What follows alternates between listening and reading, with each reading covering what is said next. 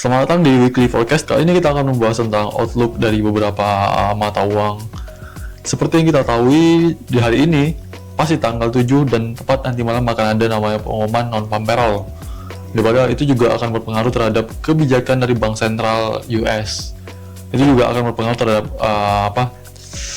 tingkat apakah The Fed bakalan memangkas suku bunga atau tidak, seperti itu. Dan ini untuk di minggu depan juga cukup padat pengumuman dari data kalender ekonomik dari US dollar.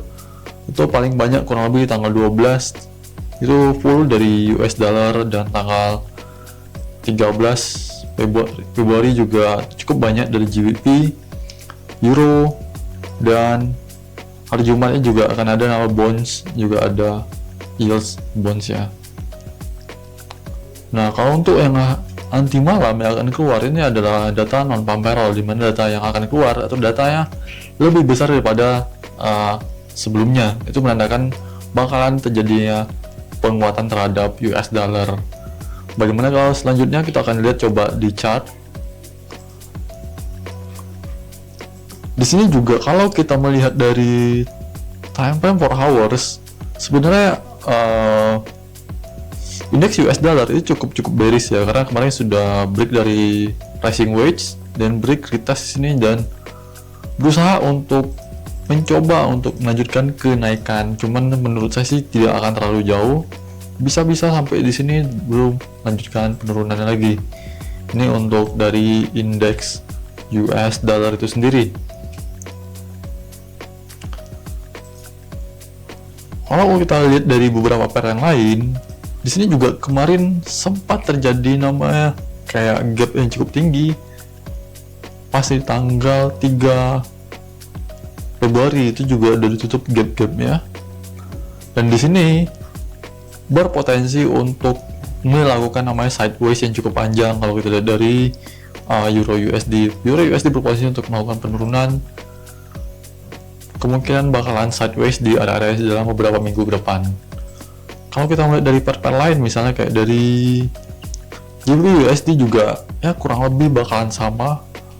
Untuk di minggu ke depan kemungkinan bakalan sideways. Dan kalau kita melihat dari pergerakan dari XAU USD di sini cukup cenderung sangat bullish. Dimana di sini kalau kita melihat dari teori elliott wave, di sini terjadi namanya running wave 3 sebelum melanjutkan wave 4. Wave 3-nya kurang lebih diperkirakan akan berhenti kurang lebih di area 2900-an untuk di wave 3-nya. 2900 atau target minimal kurang lebih sekitar 2890 sampai 2900 ini adalah target dari minimal wave 3 untuk XAU USD. Jadi masih ada potensi untuk kenaikan kurang lebih antara harga 2890 sampai 2900 sebelum melanjutkan koreksi dan melanjutkan kenaikan di wave 5-nya.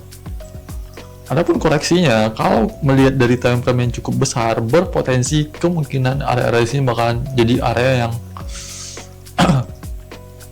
berpotensi untuk diuji dari XAU USD. Di sini adalah area-area yang cukup vital, naik sedikit dan melanjutkan penurunan di wave 4-nya. Nah, di sini setelah itu gold berpotensi untuk all time high kembali setelah dia menguji area 2890 sampai 2900. Ini adalah untuk target dari XAU USD. Bagaimana untuk dari US Oil? US Oil kalau lihat dari sini dia kembali lagi di area yang support yang cukup kuat, dimana di sini sebelumnya harganya terjadi namanya resistance become support, yang dimana area di sini juga cukup menahan harga,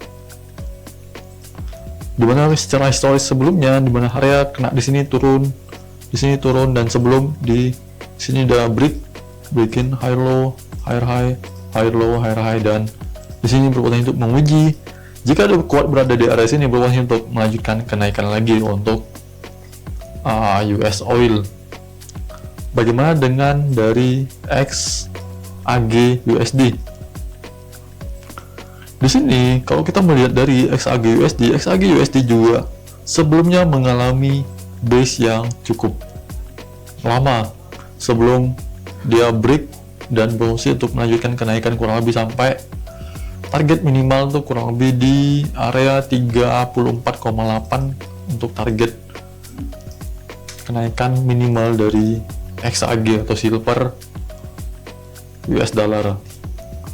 Kalau kita melihat dari indeks Nasdaq misalnya, contohnya di sini Nasdaq berpotensi untuk melanjutkan kenaikan. Kalau kita melihat dari daily time frame ya, kemarin juga cukup terkejut apabila terjadi waktu terjadi namanya DeepSeek, di mana AI Cina yang sebelumnya kita bahas yang mengguncang dari Silicon Valley. Ini berpotensi untuk melanjutkan sesuai sama tren yang sebelumnya untuk melanjutkan kenaikan. Bagaimana tuh targetnya? Kalau kita melihat dari sini, kita bisa uji pakai Fibonacci extension.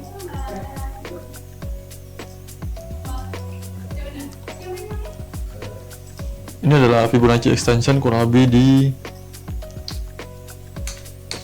20.3220. Ini adalah area-area berpotensi untuk diuji atau paling minimal untuk Nasdaq di 650, target 1.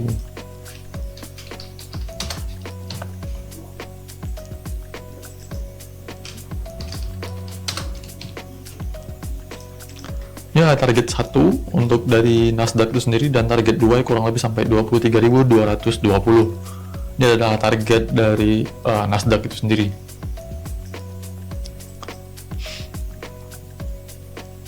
Baik, mungkin sampai di situ aja untuk market forecasting kali ini. Selalu jaga money management dengan baik dan salam profit.